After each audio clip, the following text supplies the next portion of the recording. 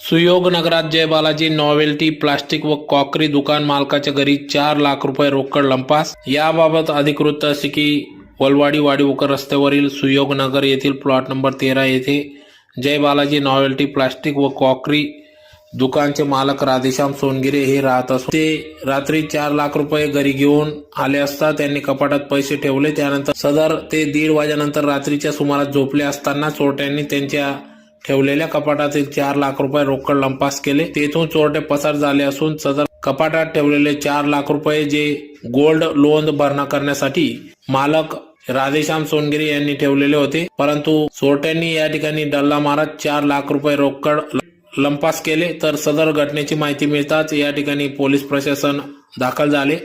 पश्चिम पोलीस ठाण्याचे पोलीस पथक, श्वान पथक, ठसे तज्ञ या ठिकाणी दाखल झाले होते। तर या चोरी संदर्भात गुन्हा दाखल होण्याचे काम उशिरापर्यंत सुरू होते। राधेश्याम सोनगिरे, राहणार सुयोगनगर, प्लॉट नंबर 13। माझ्या घरी रात्री चोरी झाली। कपाटातून पैसे गेले 4 लाख रुपये। गोल्ड लोन घेतलेलं होतं, ते पैसे भरण्यासाठी मी जमा केलेली होती। ते पैसे रात्री चोरट्यांनी चोरी केली, पैसे चोरी झाले। मी पोलीस कंप्लेंट वगैरे मी केली आहे।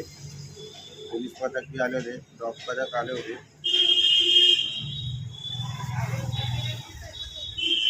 तरी मला माझी रक्कम तपास करून मिळावी ही माझी विनंती आहे।